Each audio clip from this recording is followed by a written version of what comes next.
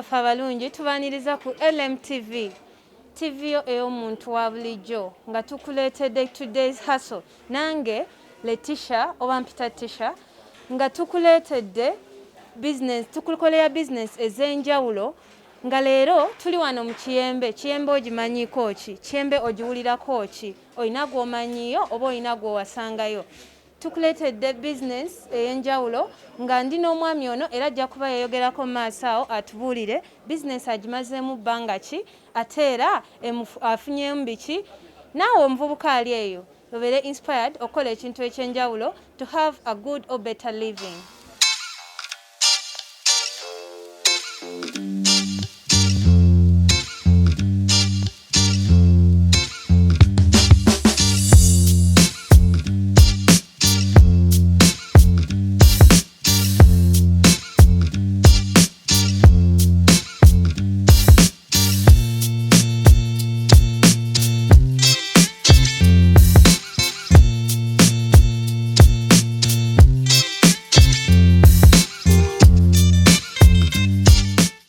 Tukwaniriza nnyo ssebo ku LMTV tusaba kumanya go. Yes, amanya gange yenze Nyanzi Farouk, Director Kiyembe Sewing Machines Business Solutions nga tusangibwa wano mu Kiyembe Kizimbe State Complex duka number KCC 030-031 nga tutunda byalani tuyigiriza okutunga tutunda ebyalani kwegamba tuyigiriza ebintu bingi nga wotulaba. Nga muwulidde balina services nyingi ez'enjawulo ng'omwo mpuliddemu okutunda n'okugula ebyalani okuyigiriza services zonna gwe buli kyomanya kikwata ku kyalaani oyagala kiyiga oyagala kukola bintu byanjawulo wano mu Kiyembe business sewing machine tugenda kukwasaganya era omwami ono agendagenda mu maaso ng'atubuulira biki byafunyeemu luno olugendo alukoledde ebbanga ki biki alina abakozi bameka kwegamba ebintu bingi gwali eyewaka naawe totuula eyo nga you can start up something with just one sewing machine. Weewale nnyo nnyabo mpozi omulabi yenna ali eyo owa LMTV kugamba nti olwaleero tugenda babuulira bwe twajja twatandika. Anyway, ffe ng'aba Kiyembe nze natandika okukola natandika ne muganda wange ng'akozesa ndowooza yali mwaka 2008 nenkola naye emyaka 2 naye olw'okuba nti nali ndabye omulimu nti gulimu future yange nga waliwo n'ebirungi byengulabyemu salinda kuweza capital mungi nnyo abantu abalala gwe banoonya kwegamba nze bwe nalaba nga mu byonna capital gwe nafuna ku mulimu gye nasooka nali nfunye experience emala nasobola okukanika bulungi nnyo ekyalaani sobola okwogera ne customer era ne muguza kale kwegamba kyanyanguyira obutakalubiriza mukama wange omugamba nti osanga oba oli awo nanditandise okwekozesa.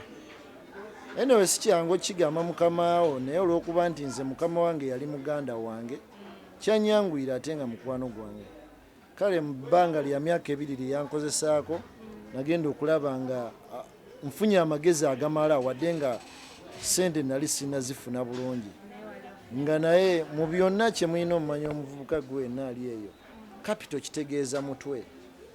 Capital tolowooza nnyo ku sente oba n'omutwe kati gwe weebuuze mu mutwe gwe mulimu ki ekibaamu kyonna ye capital. Kati nze kasita namala okumanya nti nonfunye amagezi njiza okukanika njiza ebogera ne bakasitoma basuubula batya nali siina ate kye nataaza muganda wange kale n'olwekyo mu 2010 twatandikawo Kiyembe Sewing Machines nebeera nga weeri mpaka kati era kati wano wenjogerera tulina branches ezitali wano wokka newalala yonna nga tunajja tukiraba. Yes, webale nnyo ssebo ekyo kizaamu amaanyi kati ku myaka ng'emeka egyo we watandikira okubanga okozesebwa mugandawo ate era ku myaka emeka okay bbanga ki kuba abantu abamu balowooza abavubuka be bano omaze senior 6 naye nze obuvubuka mbutegeera nga kirala kati tusaba otubulyemu emyaka tomanya wayinza oba yali eyo ng'ali hopeless oba nga tasuubira nga lowooza emyaka gy'okukola gyamuyitako omubuulire mu bbanga ki eryo mwe wakugukira n'osobola n'okufuna amagezi agaali gamala okutuusa ku kino ky'oliko essaawa zino.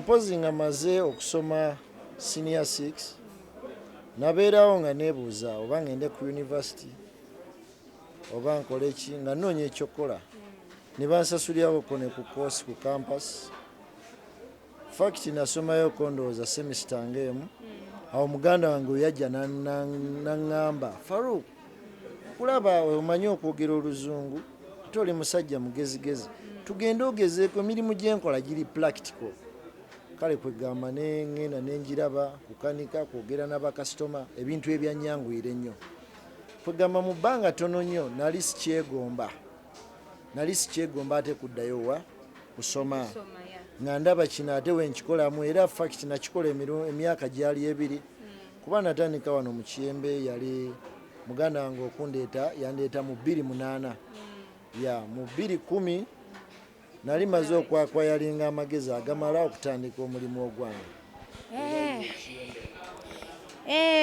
Manyi twakulanga nga tugamba nga tuli bato tubeere waka nogamba I want to be a lawyer when I grow up. Kati gwe mu biseera ebyo before you were exposed to this wali owulira oyagala kuba ki? Wali owulira oyagala kukola ki? Baali bakusasulidde course ki ku campus? Actually from day one okuva mu buto bwange neegomba nnyo okubeera businessman. Kyova olaba era ne ku campus baali bansasulidde course eya economic development kwegamba njagala nnyo okulaba nga ebintu bye tukola bikulaakulana so kwegamba bagenda okunteekera mu bizinesi eno gye nnyingiddemu kwegamba tekyanzibuwalira nnyo kuba already nali njagala business ate nga gye bandeeseemu direct so kwegamba kyova olaba nga kyanyanguyira nnyo. Yes. Omuvubuka ali eyo ndowooza owulidde womala senior 6 kati nga kati ebiseera bino bye tuli mu covid akutta kati wansi ne waggulu totuula waka get something to do omanyi bagamba an idle mind is a devil's what workshop bambi totuula waka eyo owulidde as he was pursuing his course at campus ngeno muganda wambalira kirala kakati twagala okumanya challenges kize wafuna ng'okola ne mugandawo then ne challenge zofuna wafuna ng'otandika. Webale nnyo nnyabo mpozi kyolina okumanya ku buli level kubaako challenges zaako naye mu kyonna kyolina okumanya nti bw'obeera focused challenge yonna ne bwejja ogikola ki ogiyitamu so kwegamba sijja kugamba nti oba olw'okuba muganda wange yali ankozesa nti buli kimu kyali kyakumukeeka kuba ekitono ennyo kyenyinza okugamba nti baali batuwa obusente butono obusente nga sente ze batuwa nga tosobola beerawo zimatire ng'olina okukola n'amaanyi naawe osobola okukola ki okwetuusaako ekikyo kakati ate we tutuuka ku eno level ey'okwekozesa era naye erina challenges zaayo challenges nyingi kuba kati challenges zetusinga okusanga nti olina abaana b'osasula waliwo covid enyingiza tekyali ya mulembe waliyo rent kwegamba naye ezo zonna ziba challenges naye omusajja omusuubuzi omutuufu oba businessman yenna mu busuubuzi when you overcome your challenges wabaawo going forward so kwegamba kyova olaba ebizibu byonna ebiba bizze waba rent era mumukwasaganya nomanya nti no omugaga olina omutwalirayo sente ze ez'ekizimbe abaana olina obbasasula enkyo osobola okukola nabo kuba byonna tosobola bikwasaganya tosobola kuba boss ate nga gwe mwetisi oba oli awo. Yes, abavubuka abali eyo omanyi tukola shows zino si kubalaga nti tulina levels but we do these shows you pick a leaf or even you can even pick a whole tree, you know, because a better life needs some, you have to hustle. Tewali kijanga kiri kakeeka. Kakati nina ekibuuzo kiyinza oba ekizibu naye njagala kubuuza. Watandika na capital wa sente mmeka? Manyi oli asooka okuganze natandika n'emitwalo 3 nenkola kino na kino kati amagoba nfuna bweziti. Naye nze just njagala manya watandika ne capital wa sente mmeka. Omuntu ali eyo aleme gamba nti okutandika business you have to have a lot of money. No, tubadde tusabe tubuyeko nga bwe kyali. Nga bwe nkugambye okutandika capital gwe mutwe nga bwe nasoose kikutegeeza. Omutwe gwe gubaamu ekintu kyovula abantu abasinga bagenda ne basoma bafune kye bayingiza mu mutwe baba basoma kufuna capital oba okitegeera. Nga naye nga nze sijja kugamba nti oba natandika na capital bwe nti nga naye kyenyinza okugamba nti natandika na ssente za mugagga kuba tetwatandikira wantu wanene nga wano woolaba. Twatandikira mu kifo kitono nnyo bwe kiti. Kyenzijukira ndowooza twasasula emitwalo gyali 3 okutandika akafaaka akatonotono ke twatandikirako. So wemba siri mukyamu nsobola okugamba nti ku capital gwe nalina mu mutwe nayongerezaako emitwalo 3 nenfunawo empangisa bakasitoma be baatusanganga. Ndowooza kati tuli wano actually. Yes, abalabi baffe abalungi muwulidde emboozi sinzibu nnyo ate kati you people have time. By then, that was then and this is now. Then COVID teyaliwo naye kati ebiseera bino COVID wali, meaning you have enough time to get tetwetaaga magezi g'abasomesa bokka naye kati ndowooza okiwulidde. Agambye capital gwali mutwe gwe naye yakozesa emitwalo 3 gyokka. That was then 2008. Naye kati ennaku zino emitwalo 3 mangu ofuna. That means you can even do something better. So banange muli ali eyo omulabi waffe omulungi teweetuulako tukole kyova twabaleetera program gye bayita Today's Hustle omuli abakozi abayiribi abapambanyi. Tukole kola ng'omuddu olyenga omwami. Oyagala omukolo gw'enjawulo gubeere n'ebijjukize mu nnyumba yo? Kankwanjulire King Montage Photo Studio. Ffe bakafuluma okukuba ebifaananyi n'okukola video. Olina wedding, birthday party, kukyala, nika, baby shower, photoshoot oba music shoot na buli kimu kyonna ky'oyagala. Ffe tusobola okuwa ebijjukize ebirungi eri ebirooto byo. Ate nno mwana wattu kusintiiza omuntu wa bulijjo. Tusangibwa Nankulabe ku Bitaala ku Prime Tower Level 3 Room D04. Okumanya ebisingawo tukubire ku namba zino: 07 2 4 oba 0755 3 731 oba 0777 23 405. King Montage Photo Studio. Ffe tusobola okuwa ebijjukize ebirungi ate nno mwana wattu kusintiiza omuntu wa bulijjo. Yes, tukomyewo na tayara wano ku Today's Hustle nga tukyalina omwami Farouk Nyanzi, Director Kiyembe Sewing Machine Business Solutions Limited. Yabagambye balina services za njawulo nnyingi omuli okutunda n'okugula ebyalaani, okukanika, okutunda buli spare parts z'ebyalaani, all accessories ez'ebyalaani. Basomesa n'osomesa gw'oli eyo yagala yiga ngeri gy'okozesa kyalaani, oli eyo yagala kumanya ebyalaani njawulo ki, byonna bonna babikuleetedde nga it's a one-stop center for all sewing machines okuva mu nsi ez'enjawulo. Kati mwami Farouk wetuwumuliddemu ng'otubuulidde capital gwe watandika naye. Kati essaawa zino business etambula etya? Olina abakozi bameka? Bigenda bitya? Soko tunyonyolemu ayo omuntu ali eyo aleme kulowooza nti okukola kuzibu. Weebale nnyo nnyabo. Mpozi olwaleero abakozi olw'embeera ya COVID abakozi twabatemako abamu. Era kati twasigazawo abakozi betusinga okwetaaga.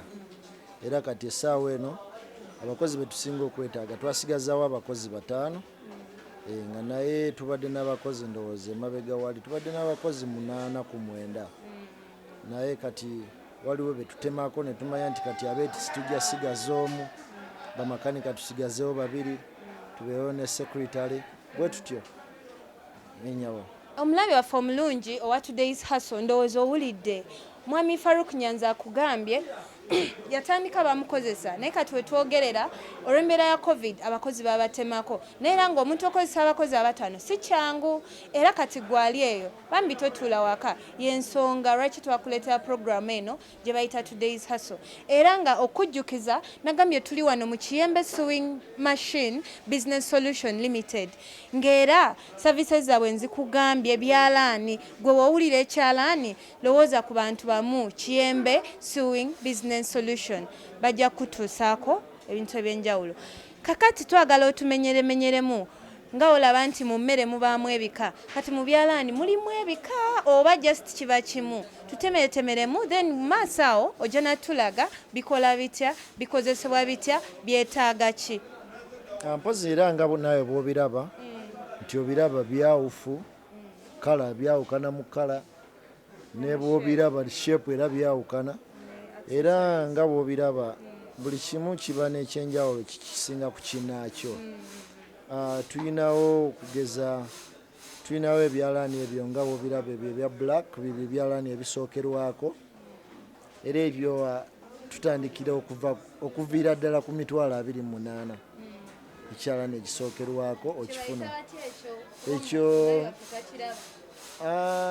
mpozi abantu baffe abamanyi ne baba batannakiraba essaawa eno bamanyi ekigambo singa era singa ffenna kwe tukulidde oyo singa atandikirwako singa tutandikira ku 28,000 okudda waggulu kubanga biba byawufu ennyabo mpozi tulinamu machines endala tulinamu machines nga zikola zigzaga tulinamu machines ezikola finishing tulinawo machines ezitunga engato tulina machines ezikola amatundu tulina machines ezikola badges gweowa amasomero ng'oli eyo oyagala badges zinene ezirabika obulungi bagikube ku swetayo exactly ennyabo yes so kyekyo kwegamba ebyalaani tubiina mu bungi era mu enjawulo mu kitonotono ffe bakiyembe batuyita ba tailors friend tuli mikwano gy'abatunzi ate nga si batunzi bokka